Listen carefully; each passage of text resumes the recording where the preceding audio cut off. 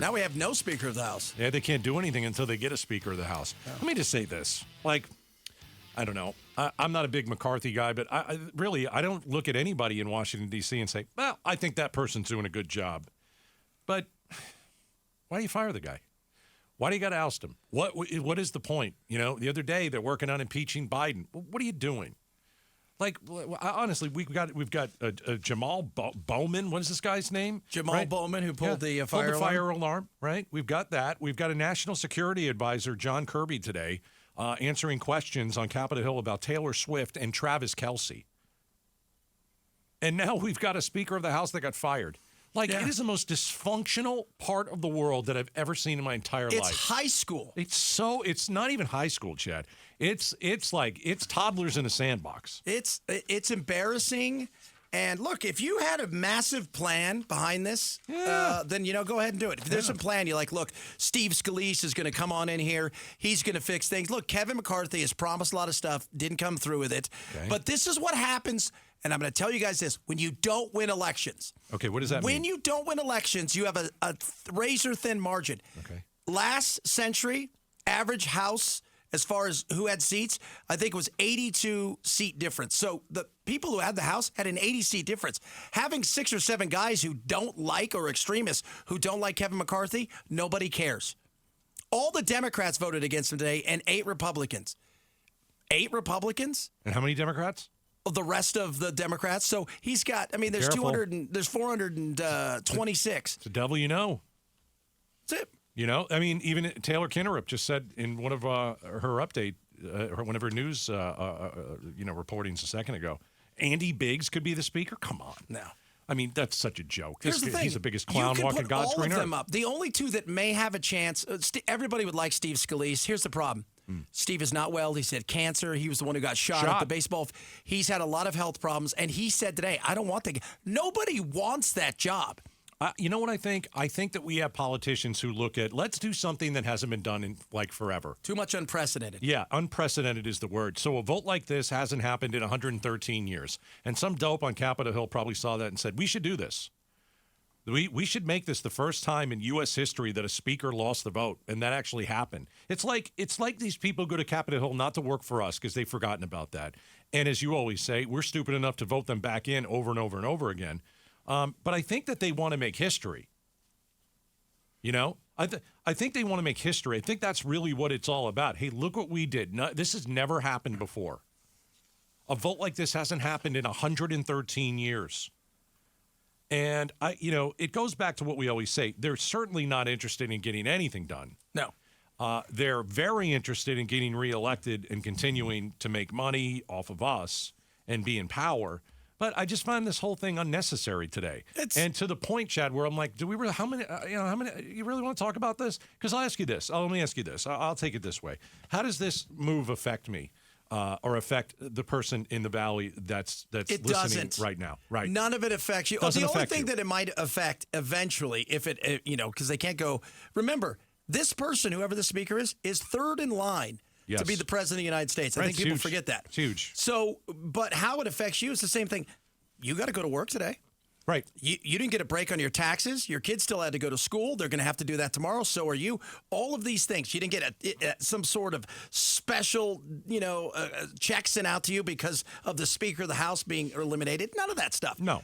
Eliminated. Like he's dead. He's not. I see him walking and he's talking. He's laughing. Because, the funny thing is what's going to happen if they find no speaker and they have to go back to Kevin McCarthy? Well, then they go back to Kevin McCarthy. I would say, I don't want the job anymore. Well, again, I would say, okay, if they do that, how does that really affect me? Because I think that these people love putting the spotlight on themselves, and they just want all of us to talk about it, to tweet about it, to put it on social media, then to yell at each other about it, right? And to not get along about it. And so, when we were coming in today and we knew this was happening, the first thing I thought of was, well, how does it affect the everyday Arizonan? Yeah. And it just doesn't. And so part of my point here is what it does is it gets people to fight. Because now you'll have Democrats fighting against Republicans, and you've got Republicans fighting against Republicans, and then you've got Democrats fighting against Democrats. And did anything get done today? Nothing got done today in Washington, D.C. Not that anything really ever does. And the big thing is, well, this is about the border. I don't care about the border. You know what I care about? Immigration. If Well, you what's have about the solid- border? How is this about the border? Because that was the big fight that a lot of this was Okay, about. hold on a second. So Kevin McCarthy got booted and fired because of the border? Well, because he How? wouldn't go along with certain things that the Democrats and the Republicans were fighting over, one of which is he wanted more funding for the border. How about comprehensive reform where we fix the problem? Because that fixes the border. But you're not going to do that. You could give $1 trillion to the border, but it's not going to stop people coming here and claiming asylum and getting let in, which is what's going on. They don't want to fix anything because they like it. And today, Matt Getz, a lot of what he says is true. We have spent ourselves into our kids into debt.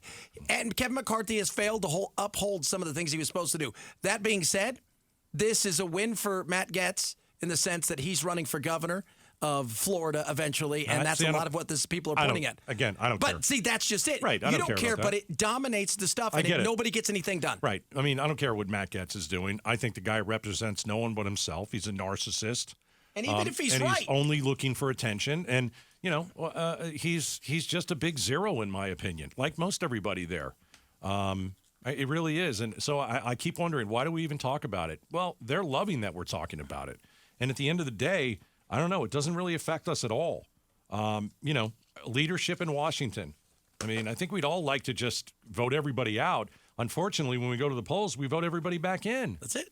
Because we are stuck with these horrible binary choices because these two parties have rigged it in such a way that we have no other choice but either the lesser of two evils. Long gone are the days that your ideas versus my ideas made the best ideas won. I read a great article today, Gaydos, called Stop Choosing a Side, Take Positions. Everybody wants to take a side, which means it's us versus them, me versus you, right versus wrong, evil versus good. A position on an issue is totally different. That's where we can have a conversation. Well, this is my position on the issue.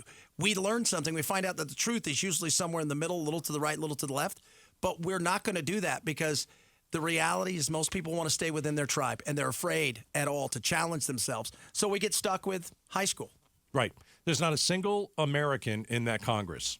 All I see are Republicans and Democrats.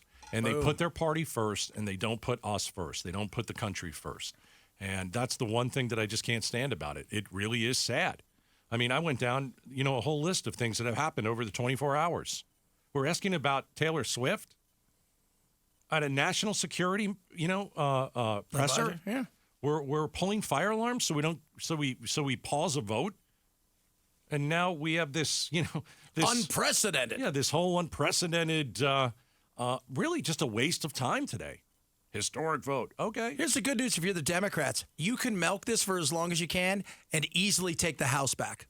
Easily because of the want to do something because you feel you have the need to do it because you felt you were lied to.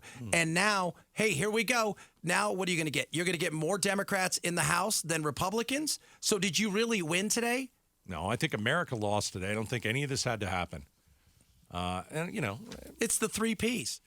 Party, personal, and whatever's left is for the people. Exactly.